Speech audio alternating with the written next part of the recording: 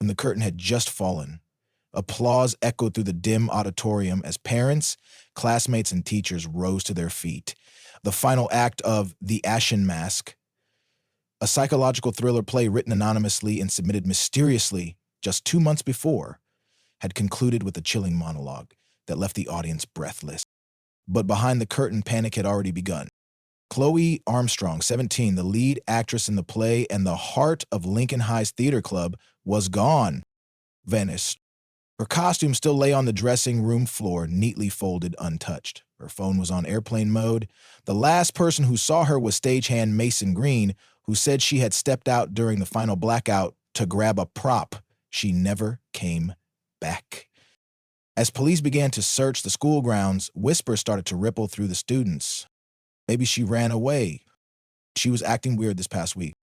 That script, it's not normal. The truth hides in silence more than in screams.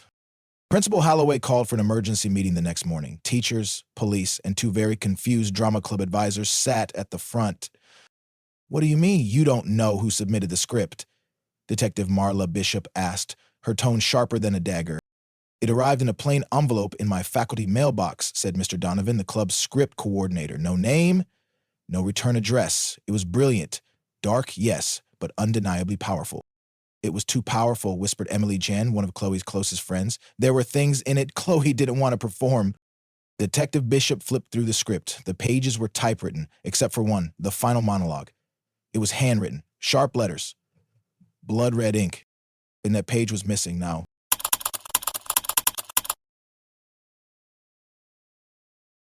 As students were questioned, a rumor began to take shape. There had been a cut scene, a portion of the play Chloe had refused to rehearse. "I saw her crying over it," said Lucas Hart, the co-lead. "She said it felt personal, like someone knew something they shouldn't." When asked to describe the scene, Lucas hesitated. "It was like a confession, a secret buried under a floorboard, a girl chained in a basement. It didn't make sense. But Chloe said it wasn't fiction." Emily later found an annotated copy of the script Chloe had been reading from. In the margins, Chloe had written, "It's not a story, it's a message. They're watching me. Every time I read this, I feel them."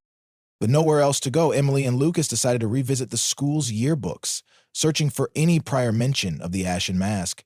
They started with 2005 and worked their way forward. Nothing. Until 2010. Buried deep in the theater club section of that year's edition was a photograph. A blurry image of a group performing a play. Underneath, the caption read, "Rehearsals for Ashen Mask, our most controversial play yet." Mr. Donovan had only been hired in 2013. So who submitted the same script 15 years apart?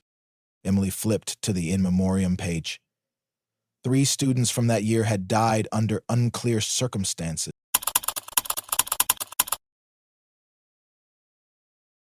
Emily returned to school late that night, sneaking in through a side window. She needed answers.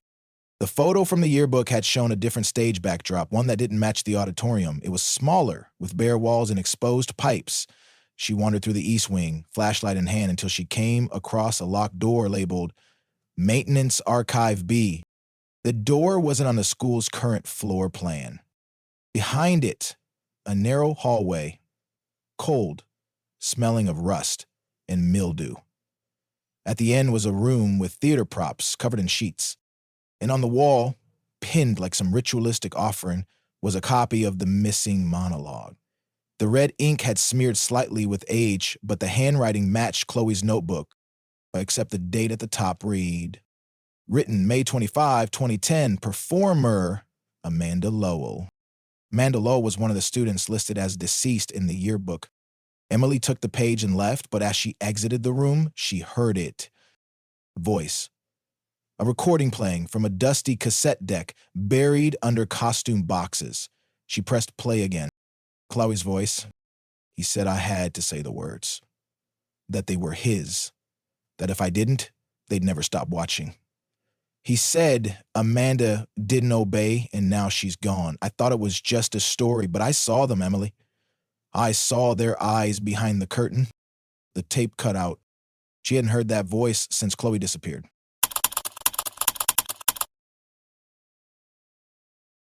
Back at school, Emily confronted Mason Green. You said Chloe went to get a prop, she snapped. What prop? Mason's face went pale. I don't know, I lied. She was talking to someone. In the costume room. Oh, I don't know. I only saw a shadow. But it didn't look like a student. It was tall, dressed in black. Like he was part of the play. Emily felt a chill run down her spine. There was no character dressed like that in The Ashen Mask. 2 nights later, Lucas called Emily. It was a single page, the true final scene of the play, not part of any rehearsal. It read, and the girl disappeared, but her role never ended. For in every tale, someone must vanish so others can speak. Those who listen too closely become the next act. Fade to black. Emily dropped the page. Outside, the wind blew through the hallway with an unnatural force. Lights flickered, and for a moment she thought she saw Chloe, standing at the far end of the hall. But when she blinked, there was nothing.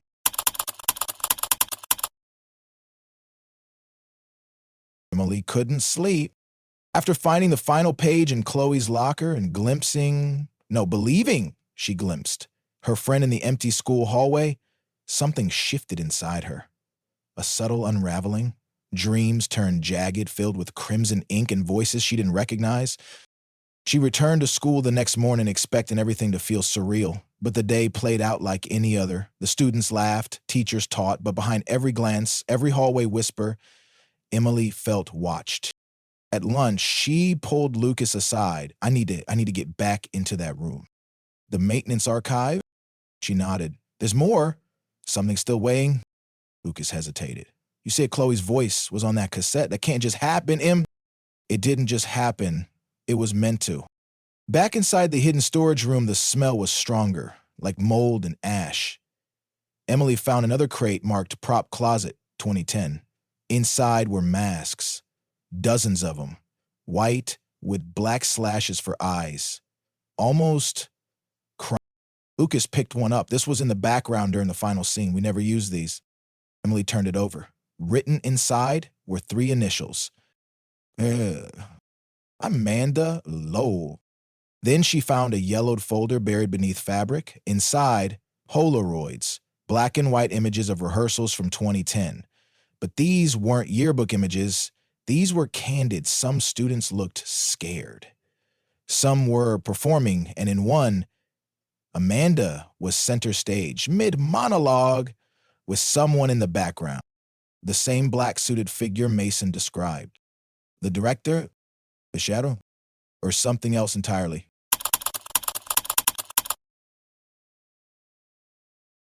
Digging through the folder, Emily found a date circled in red, October 14, 2010. Next to it, a single word. Recital. They checked the school's old digital calendar system. No record of a recital that night, but a janitor log revealed that someone had signed off access to the East Wing basement that evening. They followed the lead and discovered an old substage entrance, long sealed off. Lucas pried the lock with a wrench. Inside was a narrow, winding staircase. At the bottom, a small, dust-covered theater space. Seats for no more than 30 candles in a podium. On it sat a guest book, signed by students and staff. Chloe's name was on the final page. You above hers? Amanda Lowell. In the back of the room was an old, humming VCR connected to a dusty CRT television.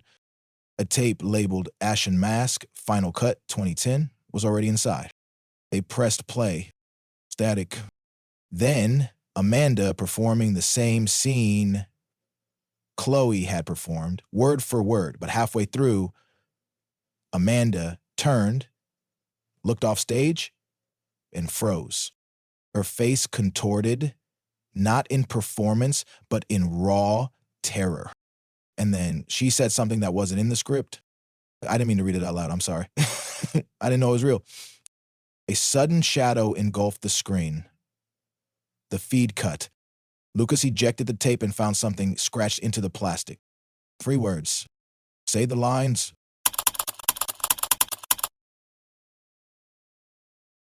They went to the one man who had stayed silent too long. Mr. Donovan. We know about the 2010 performance, Amanda said. Amanda, the tape, the script.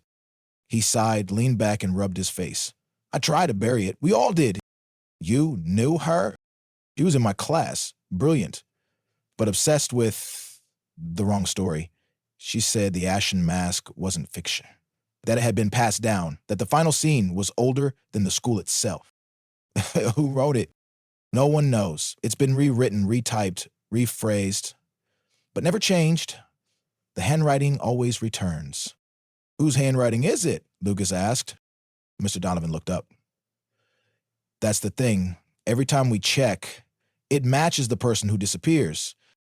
You don't write the script, it writes you. They returned to Chloe's room later that day.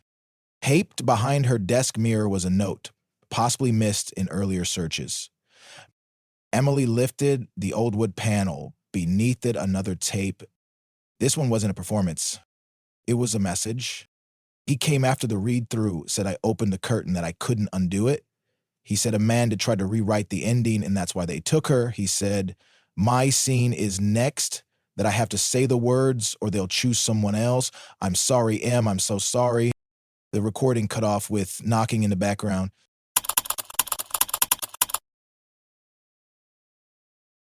Emily took the original script and made a decision. She would destroy it. Together with Lucas, she brought it to the school courtyard after dark. They lit a fire in a barrel and watched the pages curl and blacken. But the flames died before they reached the final monologue. It refused to burn. Lucas threw it back in. Still remained. As they stared, the ink began to glow, a deep, unnatural red, and a message appeared on the back. Behind them, the sound of a piano started playing from inside the supposedly empty school auditorium. They turned. The doors were open. The stage lights were on, and Chloe was standing center stage. Curtains rise for those brave enough to speak the lines no one remembers writing.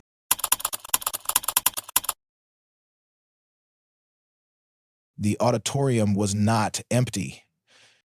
Emily and Lucas stood frozen at the back of the hall, staring at the girl under the spotlight. Chloe. Pale, barefoot, wearing the same costume from the final act of the Ashen Mask. Only now it was torn, smeared with black streaks. Her face was blank, expressionless. Her eyes stared forward, not at them, but past them. Lucas whispered, "It's not her. That's not Chloe." Chloe opened her mouth and began reciting lines. Not from the original script, but something new or older. The silence breathes, the watchers wait, and the curtain never falls for the chosen. The stage creaked beneath her feet, and from the rafters above, a faint scraping sound echoed, like ropes tightening. Lucas rushed to the control booth, trying to cut the power. The switches were dead. The emergency lights flickered and sputtered, but wouldn't shut off. Emily crept toward the stage. "Chloe," she whispered, her voice cracking, "if you can hear me." Chloe didn't react. But then, without warning, she looked straight at her and said, "You read the script, you said the lines." Emily stumbled back. "What do you mean? I never—" Chloe's voice became deeper, layered, not hers anymore. "Amir, you finished the story." From the floor, a low hum began to vibrate. Beneath the stage, Emily could hear something shifting, like chains dragging. She turned to run, but not before catching one final image burned into her mind. A new script appearing on the stage floor, page by page, as if typed by invisible fingers. And at the top of the first page, "At the betrayal. Cast Emily Chan, Lucas Hart, Chloe Armstrong."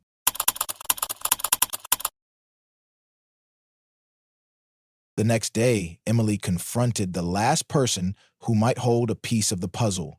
The retired drama teacher from 2010, Miss Caroline Verne, now a recluse, living on the outskirts of town. "It's still happening, isn't it?" Miss Verne asked as soon as Emily walked in. "You knew about it, Amanda. About a play."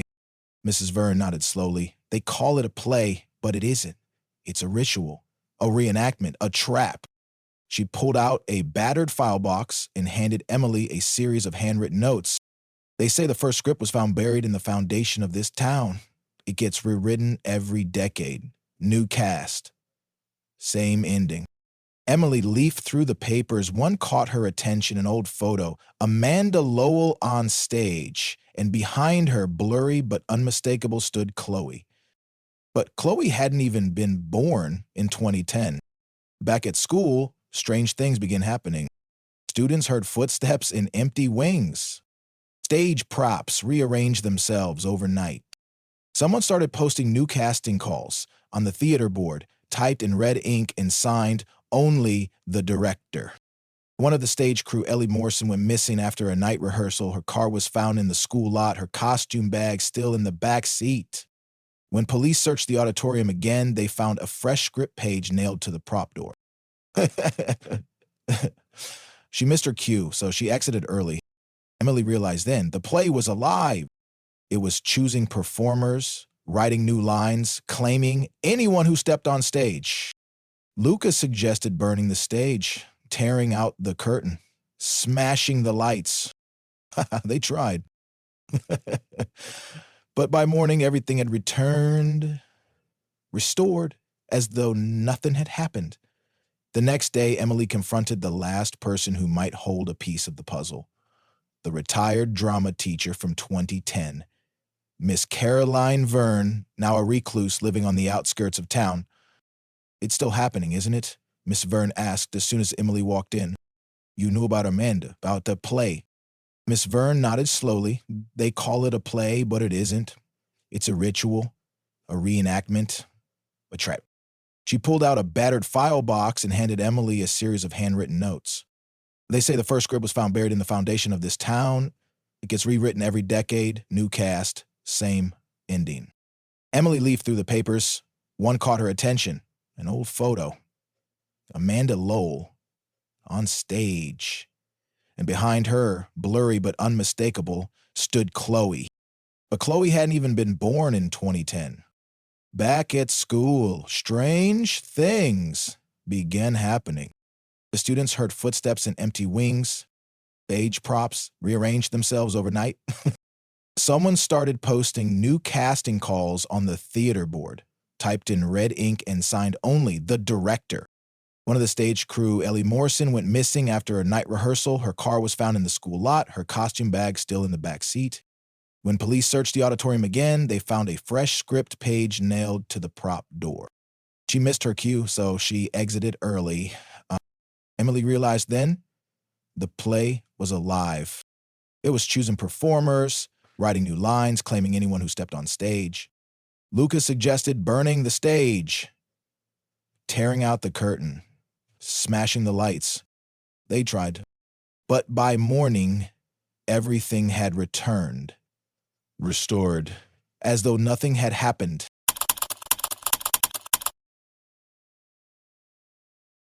Digging through Chloe's room again, Emily found a hidden journal inside a hollowed-out literature textbook.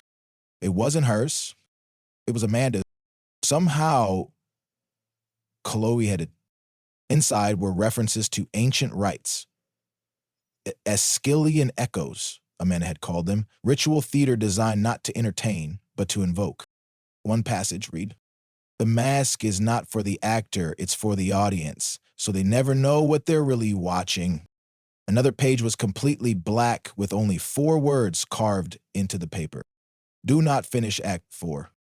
But Emily remembered the page they had found earlier, the one in red ink. Act 3, the betrayal. You know, that meant Act 4 hadn't happened yet. Later that night, Lucas called Emily in a panic. I read the lines." "Oh, what lines?" "I don't know. I found a script page in my backpack. It had my name. My eyes just followed them. I said them out loud." "Lucas, where are you?" "I'm at the school. I didn't plan to come here. I woke up and I was outside the auditorium."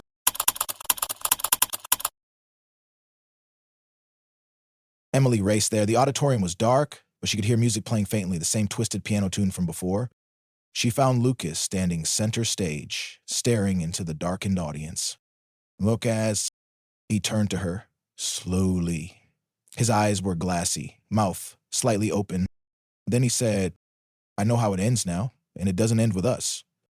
The lights flared. A deep hum resonated from the speakers. Then, from the shadows of the upper balcony, someone stepped forward. Tall, dressed in black, wearing a pale white mask. The director. He raised a hand and pointed to Emily. Lucas screamed. The auditorium began to shake. The stage groaned and split slightly down the middle. Emily turned to run. But Chloe was in the doorway. Her eyes were bloodshot, lips trembling. "I don't have a line," Emily cried. Chloe pulled something from her coat, a single page. The title, Act 4, The Offering. Undercast, Emily Chan. Final performer, you are not reading a script, you are becoming one.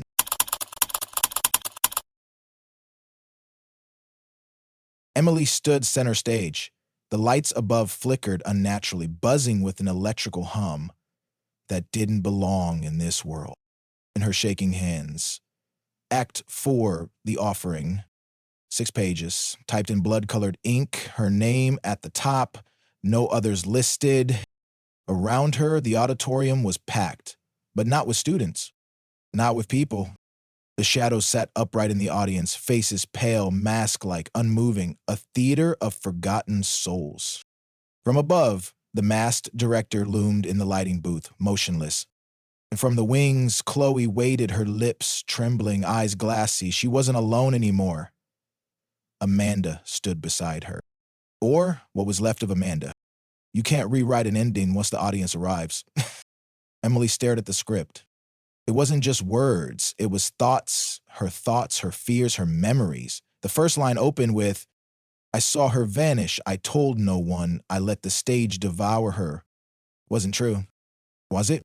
More lines followed. The guilt, the betrayal, the knowledge of things she never admitted, not even to herself. She began reading aloud, not by choice, but by compulsion. Each word felt like it was pulling her deeper. Chloe shouted from the side, "Stop reading, that's how it binds you." But Emily couldn't stop. Her voice wavered. "Let the audience see, let them know what I buried, let the curtain fall with me beneath."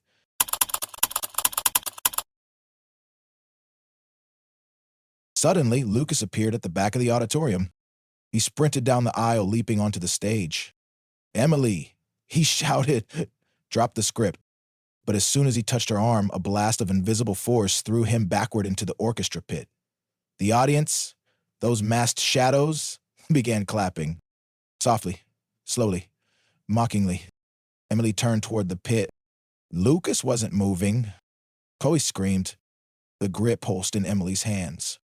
Then, from beneath the stage, a trap door creaked open. The stage had chosen, and it was hungry. From the trap door, black smoke began to rise. With it, a shape, a figure, pale and trembling, its face wrapped in an ancient, cracked theater mask. Half tragedy, half madness. The original Ashen performer, the thing that had been directing the story all along. It floated upward, suspended by ropes, stitched with red thread.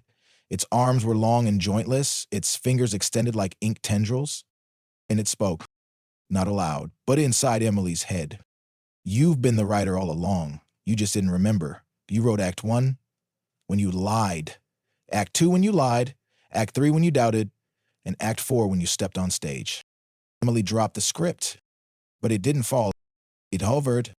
The pages flipped violently. The last scene wrote itself. We fight on line. She kneels, and they rise.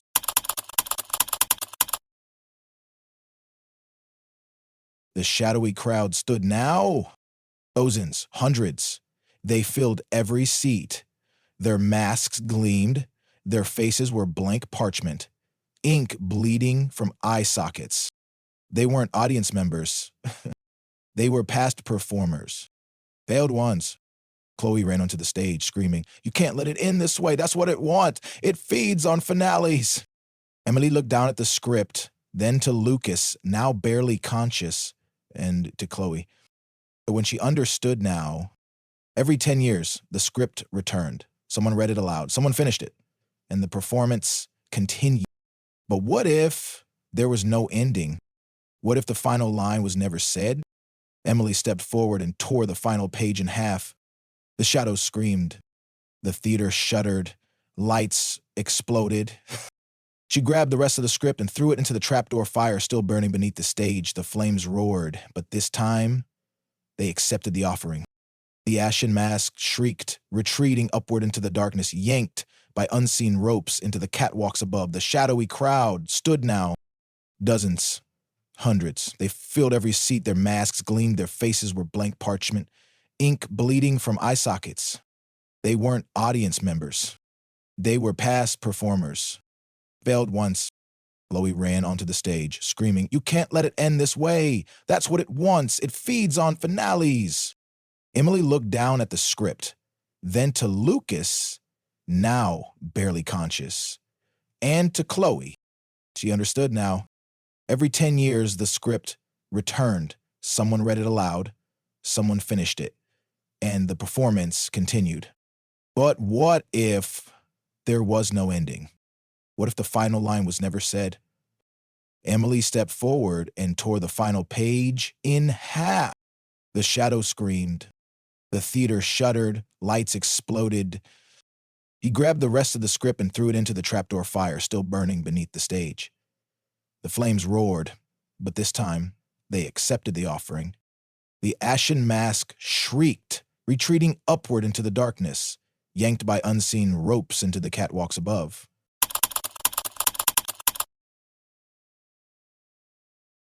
One by one, the masked audience members began vanishing, dissolving into ash, swept upward like dust in reverse gravity. Only the real remained now. Emily, Lucas, Chloe, in a single, empty stage. The auditorium sat in silence. For the first time in weeks, no whispers, no footsteps, no performances. The curtain was torn. Emily stood, gripping Lucas's hand as he pulled himself upright. Chloe approached them, still shaken. "We broke it," Emily said. "Maybe," Chloe replied, "but something tells me." Emily turned. On the stage floor, something had been etched into the wood beneath where the script had burned. It read, Chloe whispered, "What question?" Emily didn't answer, but deep down she knew. The question was, what really happened that night? And someone someday would ask it again,